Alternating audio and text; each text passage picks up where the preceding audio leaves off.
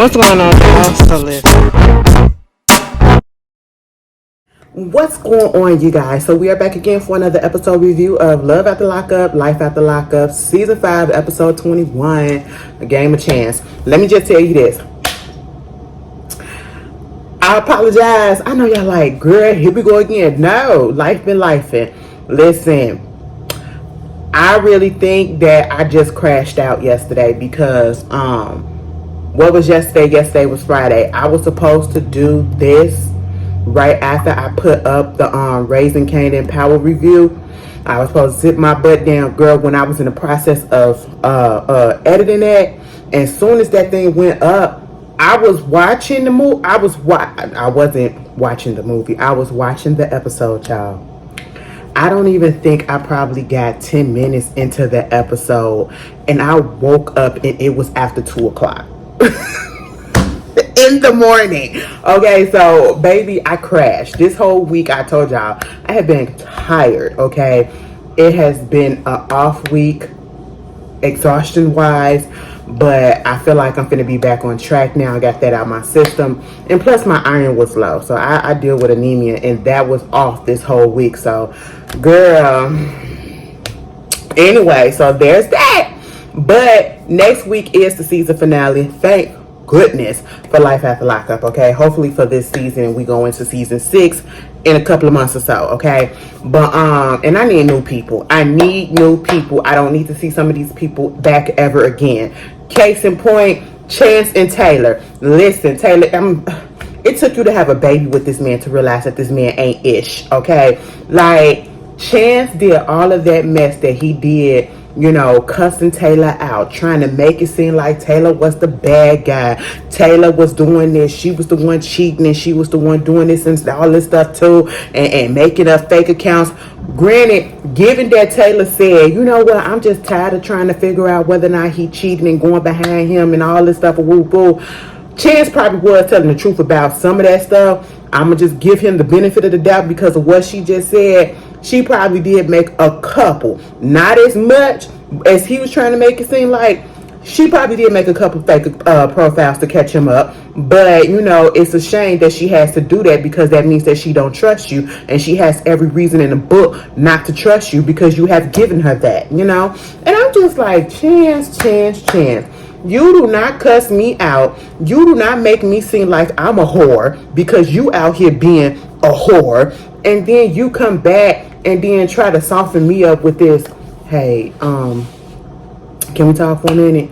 Okay. I said, Taylor, close that damn door. She said, girl, let me just figure out what this man want. I said, girl, all right, I'll watch the kids. You know, hurry up. I ain't got that much time.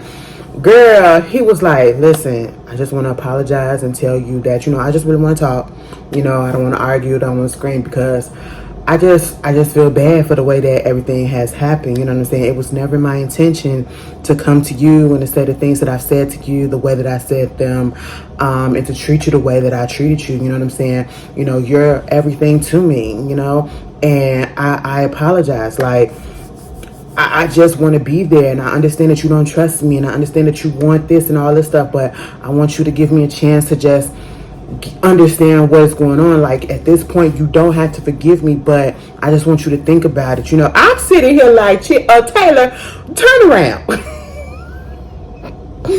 Of course she didn't. And then at one point, he was like, because, you know, I just got this thing where I just feel like nobody loved me and, you know, all of this. Because she was like, I felt like I loved you more than you loved me. You're right. You're absolutely right. But I just got in my head because it's just like, I just feel like everybody just don't love me the way that I love them and all this. So she was like, girl, what are you talking about? No, I ain't talking about you. I'm talking about, you know, when I was growing up and I was a kid. Now, I said, we're not going to put the childhood trauma up in here to explain the reason why you cheated on this lady, why you treated her so bad, why you messed up her life the way that you did, okay? We're not about to do that. You know what I'm saying? You softened your voice up to try to weasel your way back up in there and try to guilt trip her and gaslight her also in this so-called apology, right?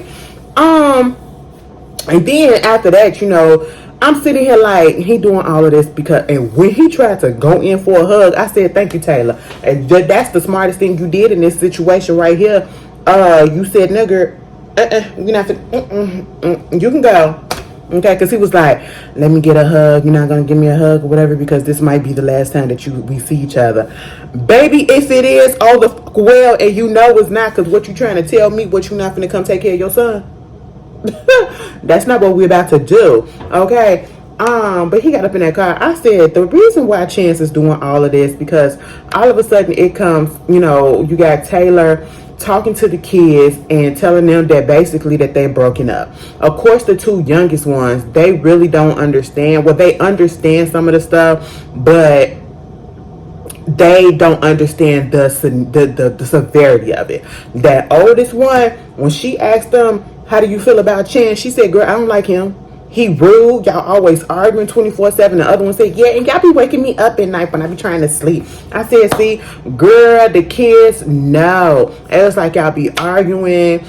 He cheating and all that stuff. Oh, and then the other little girl was like, is he got a little boyfriend? What about his boyfriend? I said, damn. So y'all be arguing and the kids right there.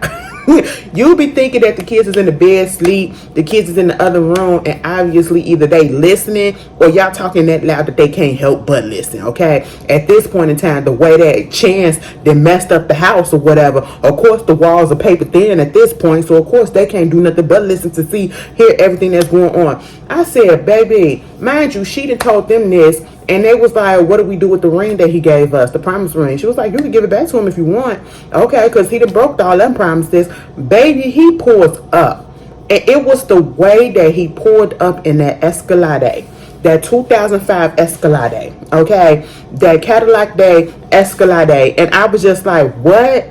The whole time I'm thinking, so you mean to tell me, you say you going to prove yourself to Taylor, and the way that you did that by pulling up in a Cadillac Escalade, okay, you pulled up in a new used car when you already got a car that you can't pay for, and y'all struggling in debt.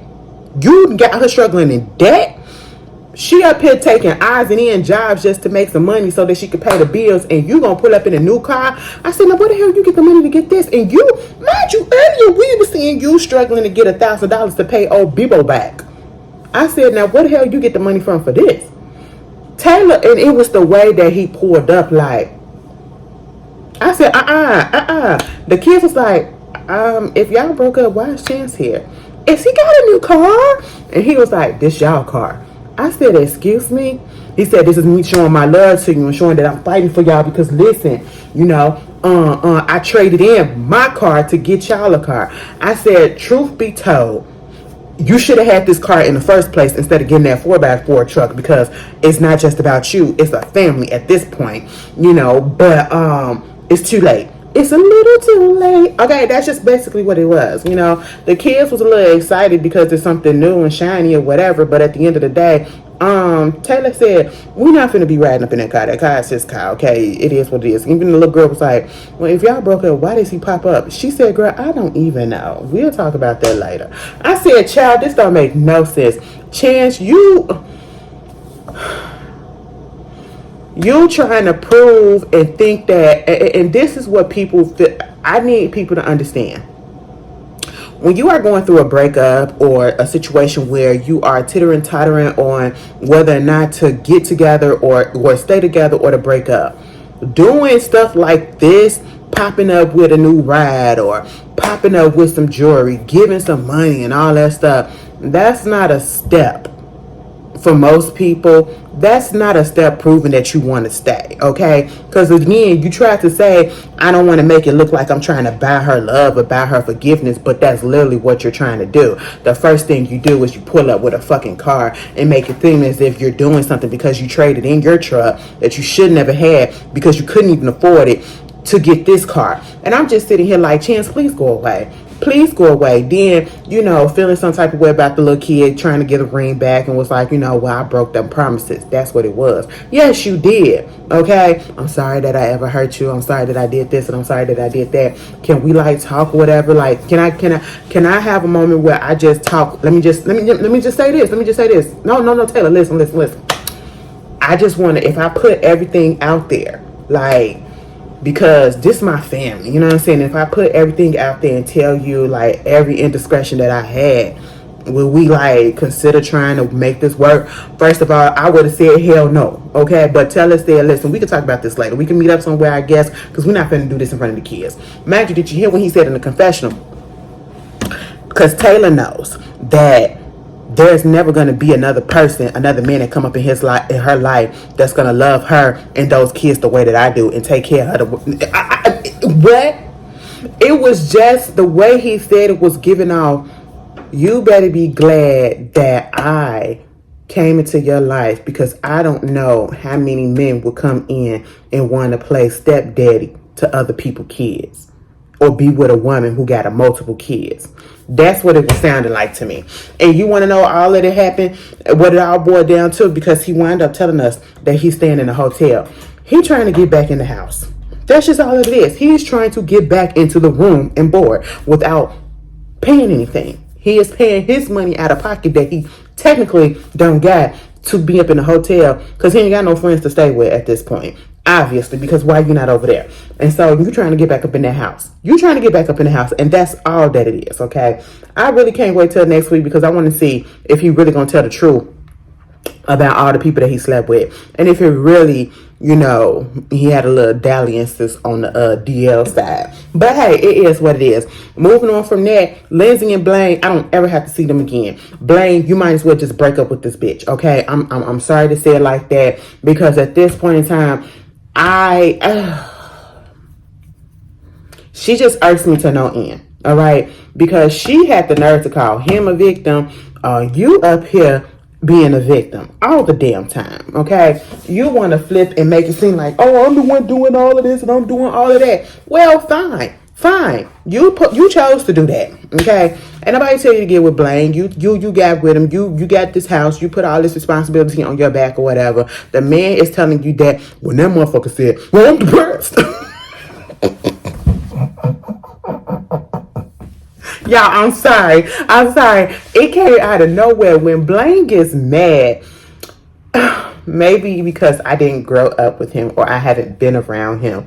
But I'm telling you, he is dead serious. But I would have laughed in his face. I'm sorry. And you want to know why? Not because he upset. Not because he hollering. It's the way he looks when he hollered. Like, his facial expressions just look so comical. It looks very cartoonish, especially when he was mad and he was standing in that door like this. I said, oh my God. But I felt so bad for him. I felt bad for him because even though this is what you screwed over Deontay, you was being a bitch to Deontay, all for this lady to be a bitch to you. Girl, the only thing that Blaine did wrong was to vent his stuff to her people and the daughter. That was it. He should have vented to his daddy. He should have vented to his friend, to his brother, or whoever he had, but not to her people, okay? Because it was gonna get right back to him. She was like, so my whole thing is, she left that. First of all, if I was the people that was at the dress shop, I would have charged her for walking out the door with the dress on and then coming back. You got outside on the door. You got outside on the dress. It's one thing that you got your body on the dress and you not finna bag, but you went outside in it and you got outside plus your body on the dress. Okay, I would have charged you a little outside fee. I would charge you an outside fee because we don't do those, okay? I would have charged you a fee for me thinking that you was about to run off on my dress without paying. That's what I would have did, but hey, that's just me, you know. And she going to take her dress off, and, you know, the mama and the daughter had already left. And she was like, that's good because they don't need to hear all of this stuff, especially Miley. And my thing is, she gets on the phone and she calls her parole to check all of a sudden. Okay. She got on her to check basically about if Blaine gets the miracle marijuana card, because, you know, they're paroled and all this stuff, and they have to go through hoops and hurdles in order for them to be able to stay with each other because they're both felons technically. And basically they said, yeah, he'll have to leave. And they wouldn't be able to get married yet, you know, because of that. And I said, on the one hand, I could be like, you know what, Lindsay looking out for herself because she don't want to get in trouble, because even if she was to just be like, you know, let it slide and not say nothing, I'm pretty sure her parole people or whatever, they're watching the show. I'm pretty sure they know that she's on this show and they probably peeped it or whatever. And they'll find out regardless, even if she didn't report it. But I just felt like she did this in a petty ass move because, you know, of the information that she found out. And honestly, I don't know if I'm necessarily mad at her or I feel some type of way. Because if I feel like you've been talking shit about me, I'll probably do something to fuck you up too. Okay? So it's tittering on how I feel about that. But at the same time, it was a petty move, and I partly understand and I partly can't stand it. But hey, it is what it is. And I said, you weren't thinking about calling your parole at that time until you found out about what he said. But hey, you got to do what you got to do. Meanwhile, I'm sitting here like, why are we still worried about parolees and all this stuff or whatever? You finna kick him out, right? You up in your feelings about what he said, right? So let's just stop playing and just go ahead and break up. Then talking about something when she get to the house and he pulled up with that ATV, you know, he said it's for him and his son. And at the end of the day, I understand where he's coming from. I get where she's coming from. But again, I do feel as though Lindsay is selfish as hell. You up here, you should already know what it is if you had to propose to this man. Oh, you going out here spending $800 getting the ATV? You know, I don't work. I ain't finna get on it. Miley ain't finna get on it. He said, well, excuse the fuck out of me for getting something for my son. When Miley wants something, you get her any and every goddamn thing with no questions asked. And the one time I go out and get a big purchase for my son, it's a problem. I agree with him. Yes, y'all having issues or whatever, but you up here talking about something, and I'm up here wedding dress shopping for what? For what? And you talk about something, I got you this necklace, a $200 necklace. For what? For what? You jumping the gun, and I can't be mad at Blaine because Lindsay is doing all of this. She's doing all of this because out of fear that she might be going to jail for 40 years and she needs somebody to still be there for her. That's just what it is. That's why she's trying to move all of this stuff up, and that's why she keep on trying to do everything so fast and all that. You know, she was trying to get married before she possibly have to go to jail or whatever. And I was just sitting here like, girl, ain't nobody buying that mess, okay? And at the end of the day, if he wanted to spend his money, because technically speaking, y'all ain't married yet. Because I wouldn't have no goddamn joint account with a bitch I ain't married to yet. And when I get married, if I was to ever get married, because I don't think I am. I don't we not doing joint accounts, okay? Because if I had to just leave, bitch, I'm taking all my shit. I ain't got to worry about that financial responsibility. We can split the shit that we get together, but no. The stuff that I bring in, that's what I bring in. And if I choose to, you know, you got to do what you got to do. But at the same time, you know, Blaine, I can't really feel that bad for you because this is what you wanted. You wanted this lady. You wanted this lady. You knew how she was since the beginning. You knew she was a selfish ass bitch. So, you know, either suck it up or get out. That's just how I feel. And I want you to get out because you clearly are not happy. And she said, if you think that I'm such a bitch, I'm manipulative, I'm controlling, I'm this and that, why are you here with me? And he said, I don't know. Maybe because I love you. Maybe because of this. Baby, listen, if you don't know, it's time to go. Okay, it's time to go. And then she was like, well, shit, since you don't know or whatever, the parole people said that you can't even stay up in here anyway. You're going to have to find a place to stay. Now, at this point in time, you didn't just drop the bomb on him and said that he got to go because of the parole situation. And now when he gets pissed off and he looking at you or whatever, I don't even know what it said. It was like, you talking to Miley and you did that, so blah, blah, blah. All of a sudden, after he did that, on the press. I'm sorry, I shouldn't laugh because as one depressed person to another depressed person, it was just the way that he said that. It was just the way. Mental health is nothing to laugh at, but it was just the way that he said that. It was very comical, and I don't care what anybody else say. But my whole thing is when he got real quiet and he started going and getting his shit. Why are you crying? Why are you crying? And I'm not talking about Blaine. I'm talking about Lindsay. Why are you crying and saying, so this what you're going to do? You literally just told this man that he had to get out because he can't stay with you because he got that miracle marijuana card. Like, so why are you crying? And you said it as if, nah, you got to get out. Like, so now that he getting his stuff, why are you crying? I said, Lindsay, please get out my face. Please get out my face and never come back, all right? Michael and Justine, we get them and they had a doctor's appointment to see the progress of the baby, you know, doing a little checkup and all that. And come to find out, she's a little bit too small for somebody that's pregnant, meaning that her womb or whatever is not growing, or it's not enough space. That's basically what it is. The baby is a big baby, and she never really had a big baby, okay? But she says in her whole pregnancy she only gained like 8 pounds. The baby is in there and she's tight, and it's not even 8 pounds of like fat, it's 8 pounds of the baby. That's the baby weight that she got. And I'm talking about the literal newborn. And I said, damn. Now, see, Justine, I was feeling some type of way about you, but I actually was really concerned because, of course, we've been talking about the rate of infant mortality and, black people mortality or whatever, black women when they get birth and all that. And just in case y'all don't know, the lady is half black, I believe. So, she a little person of color. You know what I'm saying? So that's with all of us. It's a high. It's a high risk, unfortunately. And we saw when they went up in there and the nurse had to tell her that. And I was like, damn. And it was like more women died during childbirth, actually giving birth than all of that. And I was like, damn. That's just the fact. It's just the strain and the trauma that goes on through having kids. It's just, and y'all be wanting to have, I know I'm touching on somebody. Somebody gonna be like, y'all, what you say? Yeah, y'all be wanting to have multiple kids. So what do y'all want to do? Y'all said, God said, be fruitful and multiply. Baby in pain.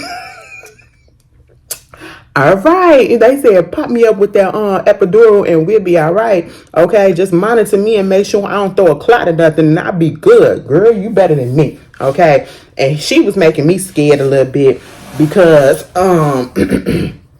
they was talking about how the baby wasn't moving as much, and I said, "Oh man, I don't think that's a good sign or whatever." Like y'all, I really feel as though the doctor they shouldn't have let her leave that appointment. They should have told her to go to the hospital at that moment because something could have possibly happened.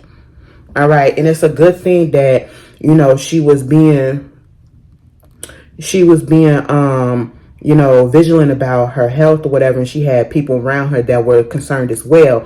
I don't know how long it was after that doctor's appointment, but she started to feel, and the kids they was in their feelings too because mama something could possibly happen to mom. She got to have the C-section section, and she's had one before. And that could cause some issues. And then Michael was talking about because she had previous C-sections with her kids, some of her kids, a couple of her kids, her uterus could rupture, and that's death. I mean, that could be fatal. Okay, that could be fatal. Oh my God, the things that women have to go through just to bring life into the world, and the respect that y'all be getting. We get sometimes. I ain't gonna say me because I'm not bringing kids into the world, but I'm talking about all the mothers. I'm talking about all of the mothers and the life bringers because, bitch, some of these kids be disrespectful as hell. Some of these niggas and these men be disrespectful as hell. And I'm bringing your kid up into the world. Bitch, the least you could do is rub my goddamn swollen feet. Okay, that's what you could do. Give me a goddamn banana for some potassium. All right? Like, what? And I'm just sitting here like, damn. And so she was a little scared, but next thing you know, we see her laying on the couch and she was just saying how she don't feel good. The baby only moved like 2 times within an hour.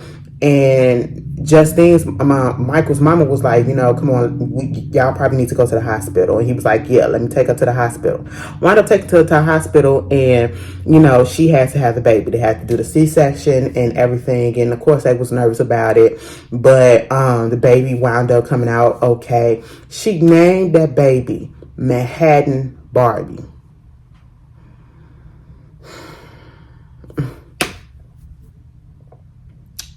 She said, because it gives like elite, it gives, sophisticated, it gives, y'all be putting a lot of pressure on these people. You put too much pressure on your kids with the names that you give them, okay?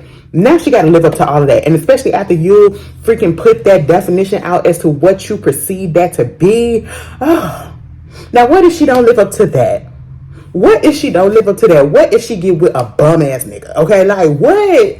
What if she own, I was about to say Section 8. That's not right. But I'm just saying. I'm just saying, you put too much pressure. Y'all be putting too much pressure sometimes on these kids with these names sometimes. Okay, baby, my mama named me Ashley. It could go either way. Ashley could be a success, or Ashley could be down in the gutter, okay? Baby, or we can meet in the middle and come together, baby. All right? It ain't that much pressure. You know what I'm saying? It's a toss-up. All right? And that's fine with me. That is fine with me. Manhattan Barbie, that's cute for a baby doll name.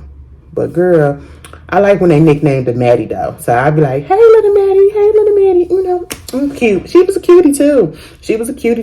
And I was sitting there like, damn, Michael, you ain't gonna do skin to skin? Take that shirt off and put that baby on your chest.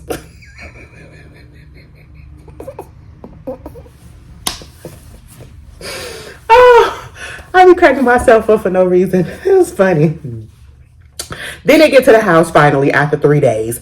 And all of the kids get to see them. They had the welcome home sign and all of that was really, really cute. And I forgot that Michael mama had brought all of his kids over there as well, right? And so, you know, they were so happy. And I just like the fact that everybody was like, so which one of us gonna hold the baby first? Which one of us gonna hold the baby first? Of course, Justine had to tell them the rules of, you know, being around a newborn, and you can't put your mouth on them or whatever, not especially not on their lips and all that stuff. You know, she got to build up her immune system and everything, and we don't want the baby to get sick just yet. We don't need all of that. You know, baby probably even got the shots yet. You know, so you got that, and that was cute. You know, Justine, I want to call her Christine so bad. Justine is just a little bit worried about how the kids are going to follow with the baby. You know, be a little cautious on that front, but the fact that everybody loves her, that was the best response that we could have, you know. But Michael's mother, I still say, you are so fortunate that lady let you come into her home. Granted, that home ain't about to be hers in a minute, but she let you come up in her home after you said that shit with that paternity test. That lady went upstairs with her mama so that she can go ahead and go to bed. Now, first of all, Justine, you talking about something. Oh my God, it hurts to bend over and to move and to get up out that chair. Let me tell you something. Why did you get on that low ass couch? The whole time when she was on that damn couch, I was like, oh my God, how is she gonna get up? Because she gonna have to push up because she just had the C-section. And I'm just like, oh my God, it's gonna be strained. Oh my God, get your ass up. Come help her. You know, I be thinking about stuff like that. I said, put her in a high chair. Okay, so she could just pop up. She ain't got to put all that strain on her. But, you know, at least she has a house full of people to help her ass, okay? And she go to bed. And Michael mama's still talking about the paternity test that she still got. And he's like, listen, bitch, I'm not doing that. Like, come on. And she gonna tell us in her little interview, I mean, I know it's not right, but, you know, just for me, I have to do it. I was like, what? So you still gonna do it? And then she tiptoeing in her bedroom. You know, once I see this replayed, I would have been like, you know what? Maybe I didn't know everything that was going on, but now that I see it's playing out again, we done, okay? If you want to see the baby, oh no, you can't see the baby because you ain't think that the baby was yours. You ain't think the baby was my husband and all that. You thought I was cheating, doing all this stuff, okay? But no, we not finna do that, girl. Justine, girl, you better than me because I would have cussed that lady out so bad. I get it. You was laying down, your stomach hurt. You probably would have bust a stitch, and we don't need that. Anyway, moving on from that, and mind you, she's supposed to be coming out there with them to Vegas too, and you up here trying to get a. All right. Moving on from that, who else was up in this episode? Louis and Melissa. Melissa went and got her nose done. Okay, Melissa got her nose done. Melissa took that damn pregnancy test. We already knew that they asses wasn't pregnant. Thank goodness. We don't need nothing. We don't need her to reproduce. Okay, I'm sorry to say it like that. That's disgusting, but she's a disgusting person, okay? I don't know what to say about me, but her attitude, you don't all of a sudden tell this man because you met with the possibility that something could possibly happen when you get surgery, because it always could. You know, it's a life or death thing if you really understand it. You know, even the simplest one, okay? And you gonna tell him, you know, I just want you to know that I appreciate what you're doing and you're taking the time out to take care of me. This is the first time that I ever heard her actually say something positive and, you know, giving him some type of compliments or whatever, right? And showing appreciation for him being there, and then apologizing, for going so hard on him trying to get a job and all that stuff, and realizing finally that it takes a lot because he is a felon and all the stuff that he got to go through. Okay, it's not like he's an everyday person that ain't got a record and he could just go pop up and send his resume in and get hired on the spot. It's not going to be that way. Now, I said this is a little bit too good to be true. Sure enough, they get to the doctor's office, and I don't care if it was the drugs, it wasn't the drugs, it was just her. Girl, she get her nose done, she bandaged up. Next thing you know, he trying to take her out and drive the streets. Bitch, why she started complaining about him already? She went right back to the old Melissa. Oh, you doing this? Oh, you doing this? I can't be in the car for an hour and a half. I can't do this. I can't do that. Baby, he gets her a bottle of water. It's hot. It's hot. What am I supposed to do with this? Well, it's the water that you had brought up in here and you left in the car. Like, what? He is trying his best to take care of this lady, and she just bitching and moaning. And then, she do the big reveal. We never saw her nose. I guess we're going to see it on the next week's episode. But I was surprised that when Louis called Donna on the phone, when he was on the beach, because he was going to do a little beach situation for her. He be doing so much for her with the little that he got to show his appreciation, and she do nothing but fucking put him down. Okay, I was so surprised Donna was supportive, and Donna didn't say shit about that lady in a negative way. He brought up the fact that she had her surgery or whatever, and she was like, man, I don't understand why she went and got her nose job. Wasn't nothing wrong with her nose. It was perfectly fine. And if you got to be supportive. If you don't like it, you still got to be supportive and all that stuff and be there and help her. I was like, who the fuck is this on the phone with? Donna? This is Donna? Oh, Donna said, you know what? I meant it when I said that shit last time we met.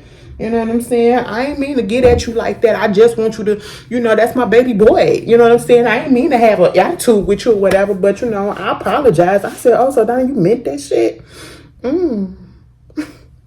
All right. But we ain't going to see the nose until, I guess, next week. Who else was up in this episode? We had Michael and Justine. I'm trying to make sure I got everybody. We had Louis. We had Blaine and them. Who? Sarah and fucking Sean. These fucking losers. I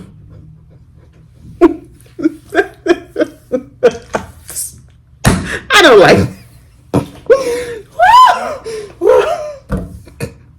I said that with all of the okay, because I'm sorry. I know it says for sickness and health, for richer and poor. But baby, sometimes when y'all be saying these vows, I don't think that y'all really mean that, meaning that, thinking that it's going to really happen and we really got to stay by that. Baby, I would have divorced Sean. I'm sorry. I am so sorry.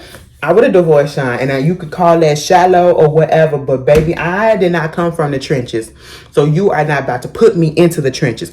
Granted, Sarah looked like she did, but at the same time, Sarah mama got a house, okay? Sarah mama got a house, and Sarah mama is taken care of, and it looked like she took care of them kids as well. Listen, I don't understand. You need to pick better, okay? Listen. You go from a home to being in debt from owning a company that you wasn't ready to fully own yet. And now you have to get out because according to you, Sean, the landlord was, up in the rent.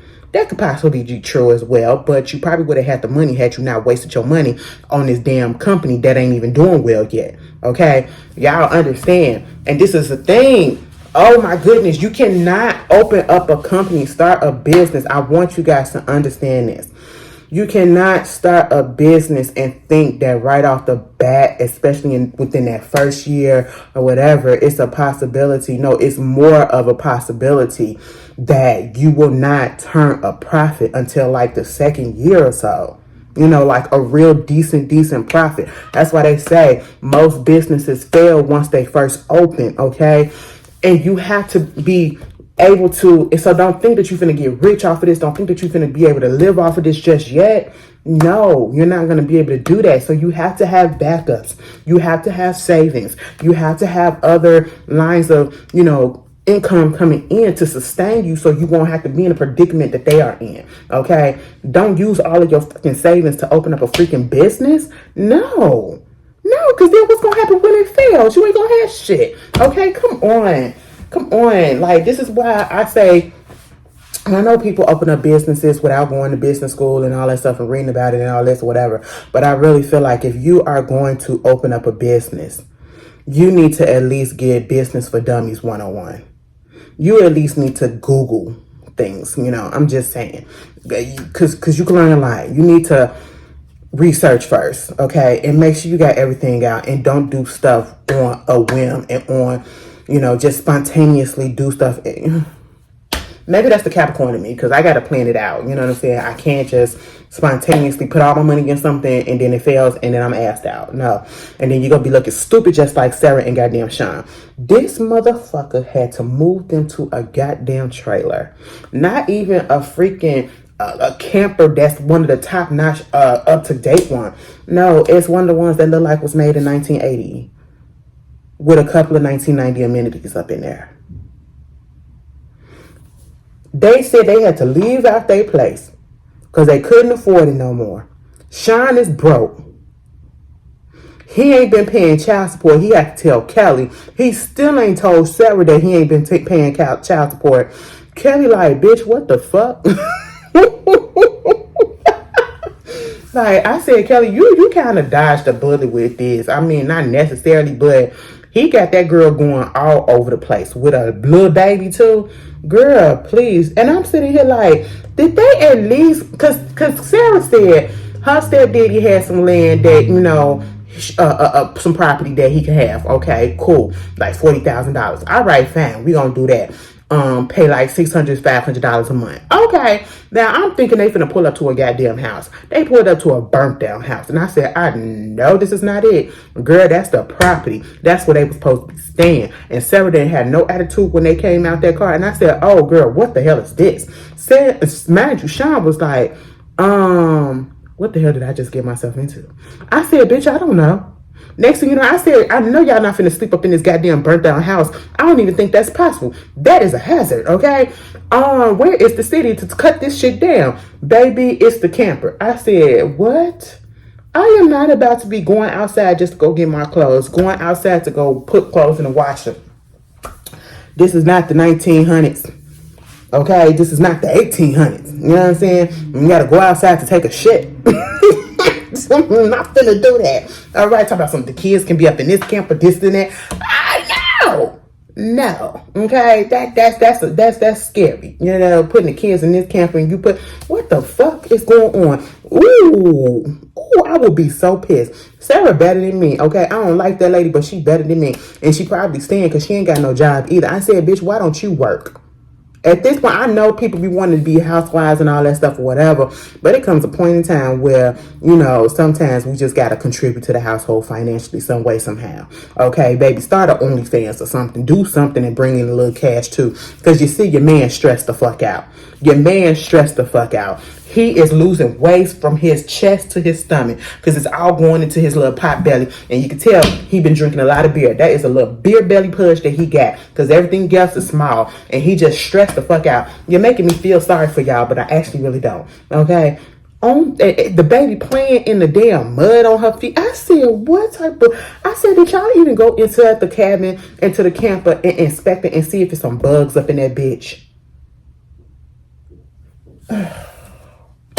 My goodness. Did y'all spray, fumigate that bitch, extermination and all that stuff? Girl. And this is in Ohio. So, I mean, you got heat. You got heat. Like, girl, what? Anyway, that was love after lockup, life after lockup, baby. Ooh, I would. Put it in the comments.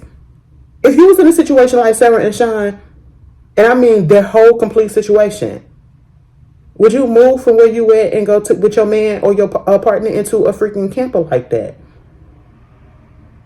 And she up here talking about something, yeah, this would be the opportunity to get us to save money and then we can get this and get that. And I said, to get out the debt that they in, I'm sitting here like, so are you contributing some way somehow to this?